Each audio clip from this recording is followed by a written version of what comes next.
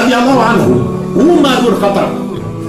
Omar ibn Khattab, l'un des disciples du prophète Mohammed sallallahu alayhi wa sallam, l'un de ses bras droits, lorsqu'il a appris qu'un disciple, Huzayfa ibn al-Yaman, a épousé une chrétienne, Omar lui a envoyé une lettre, lui demanda de divorcer d'avec cette chrétienne, en lui disant quoi?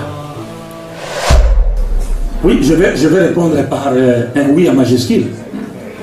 Le mariage entre un chrétien, un musulman plutôt, et une chrétienne est permis en islam. Mais quelle chrétienne?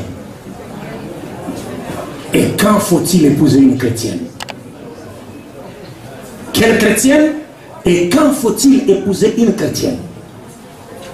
C'est la règle. Dieu l'a autorisé. Mais le prophète et le Sahaba l'ont expliqué.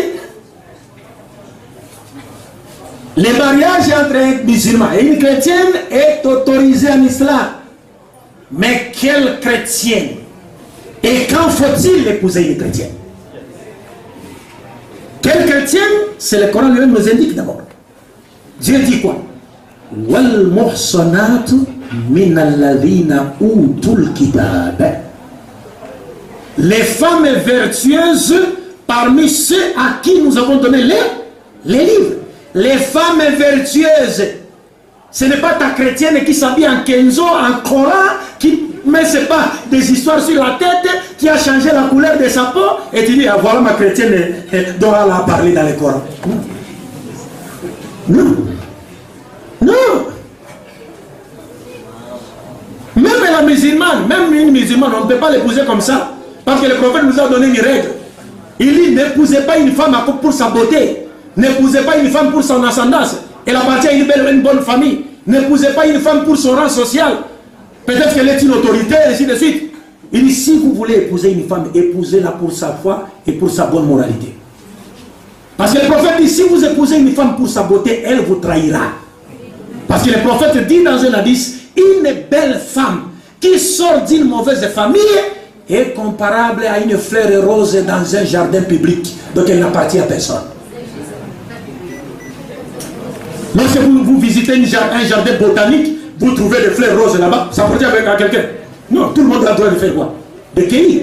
Donc une belle femme qui n'a pas une bonne éducation, n'est-ce pas, est comparable à une fleur rose dans un jardin public. Mais si elle a, on ne dit pas qu'il faut épouser une femme moche. Non, ce n'est pas ce qu'on a dit.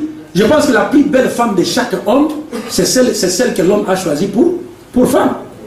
Que ce soit la miss du monde, mais la miss du monde ne dépasse pas ma femme. C'est comme ça. Hein? Les goûts ne se discutent pas, comme on dit. Hein? Alors, mais le Coran nous dit Wal musanatu min alladhina utul kitab. Donc, vous voulez épouser des chrétiennes ou des juives, et ici chez nous des chrétiennes, c'est-à-dire les femmes vertueuses, les chrétiennes vertueuses. Donc vous pouvez trouver une chrétienne qui a un bon comportement, une bonne moralité. La différence entre elle et la musulmane qui a une bonne moralité ne s'établit que, pardon, lorsque la chrétienne va à l'église et la musulmane va à la mosquée. Mais dans la vie quotidienne, elles ont un comportement exemplaire. Donc ce n'est pas une chrétienne qui s'habille en kenzo. Ce n'est pas une chrétienne qui s'habille en Coran. À Kinshasa on dit sokomoni kwanga bafungoli eza kwanga goliate eza nde bala kisayo kwanga bakangi pembeni nde agolia soko sombi ya kufungula microbe se kuyaki kuza typhoïde. Et maintenant on dit femme vertueuse. Maintenant quel chrétien, avant que je me donne des détails, mais encore quand faut-il épouser une chrétienne? Omar ibn Khattab radiallahu anhu, Omar ibn Khattab, Omar ibn Khattab, l'un des disciples du prophète Mohammed sallallahu alayhi wa sallam, l'un de ses bras droits, lorsqu'il a appris qu'un disciple, Huzayfa ibn al-Yaman, a épousé une chrétienne, Omar lui a envoyé une lettre, lui demanda de divorcer d'avec cette chrétienne, en lui disant quoi? Il a dit à Huzayfa, veux-tu semer la fitna, les conflits dans la communauté? Pourquoi Omar a-t-il dit cela? Omar a dit cela à Huzayfa parce que Huzayfa a épousé une chrétienne alors qu'il y avait dans la communauté des femmes, des filles musulmanes mariables. Suivez-moi bien. il y avait des filles musulmanes mariables. C'est-à-dire des filles musulmanes qui ne se sont pas encore mariées. Donc vous allez épouser une chrétienne, alors qu'il y a encore des filles musulmanes ici qui n'ont pas encore trouvé de mari. Alors si vous tous vous allez épouser des chrétiennes, qui va épouser celle-ci?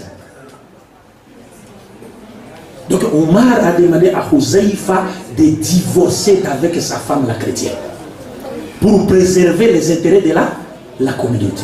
Mais on peut épouser une femme chrétienne même s'il y a des femmes, des filles musulmanes mariables, lorsque la chrétienne se convertit à l'islam.